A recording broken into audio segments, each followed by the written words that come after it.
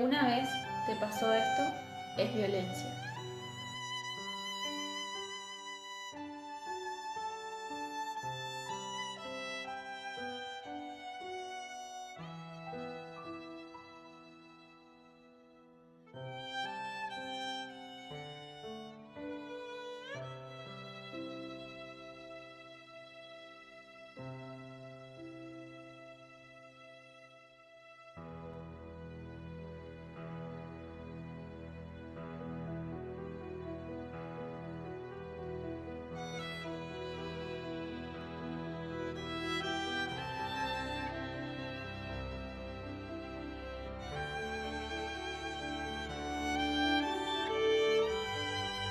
Si alguna vez te pasó, es violencia. Según la última estadística realizada en el año 2019 por la Oficina de Violencia Doméstica, la OVD, a nivel nación, los equipos interdisciplinarios atendieron aproximadamente 12.457 casos de violencia familiar en Argentina. En nuestro país existe la Ley de Protección contra la Violencia Familiar. El espíritu de esta ley es proteger a todo aquel que sufra hechos de violencia, ya sea por acción u omisión, directa o indirecta, mediante la cual se infringe sufrimiento físico, psíquico, sexual o moral a cualquiera de los miembros que conformen el grupo familiar. ¿Quiénes conforman el grupo familiar?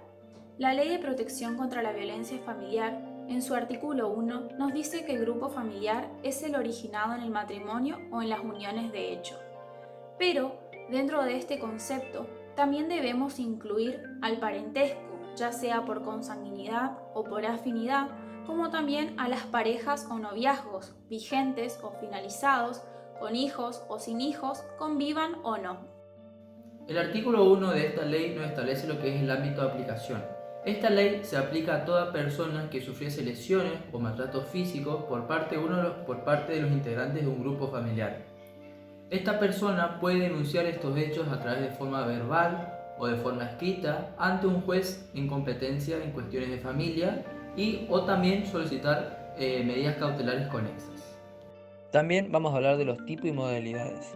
Si bien la ley plantea lo que es la violencia física o psíquica, dentro de estas deben quedar comprendidas también la violencia moral, la económica, la socioambiental y la simbólica, como todo otro tipo de calificación que permite visualizar la problemática que se presenta en estos casos.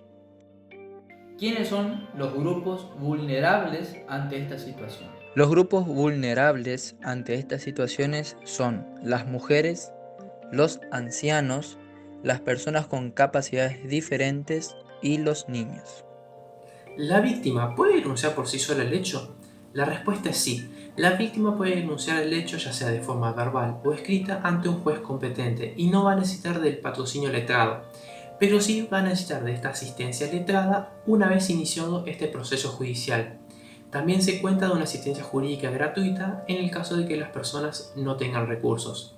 También, para iniciar estas acciones, se implementaron diferentes oficinas y lugares de recepción de denuncias, ya sea como la División de Atención a la Mujer, la Oficina de Atención a la Víctima y a la Ciudadanía, un programa de atención a las víctimas de violencia familiar, entre otros lugares. Ahora bien, ¿quiénes son los legitimados para denunciar? Los legitimados para denunciar van a ser los menores o incapaces, ancianos o discapacitados, mediante sus representantes legales y o el Ministerio Público, servicios asistenciales, sociales o educativos, profesionales de la salud o cualquier otro funcionario en razón de su labor. También la doctrina ha considerado de que puede llevar esta denuncia cualquier familiar de la víctima. Inclusive, aunque la ley no lo nombre, también se pueden realizar diferentes denuncias anónimas y que los agentes encargados de esa institución van a llevarlo a la sede judicial.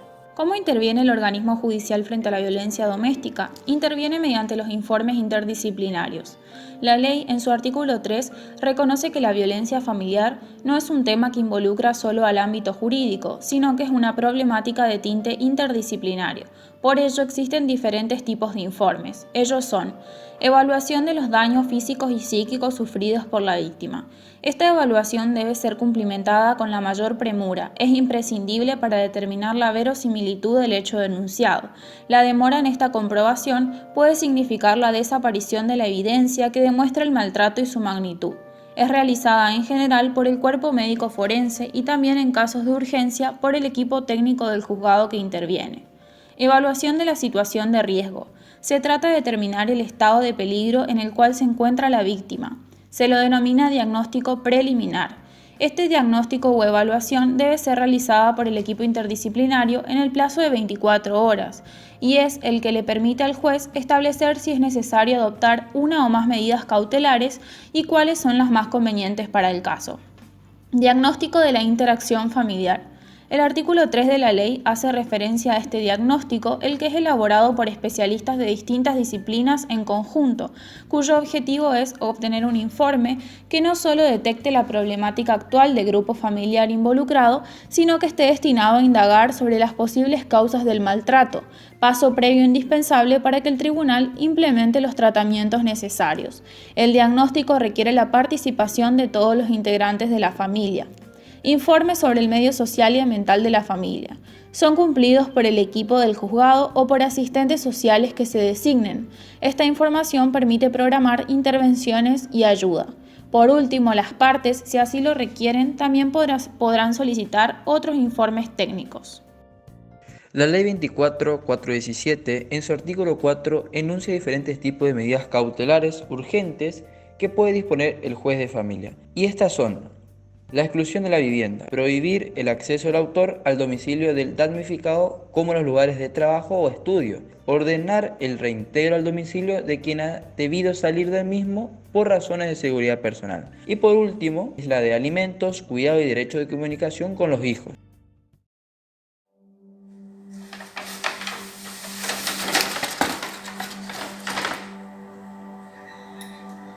Hola, necesito ayuda.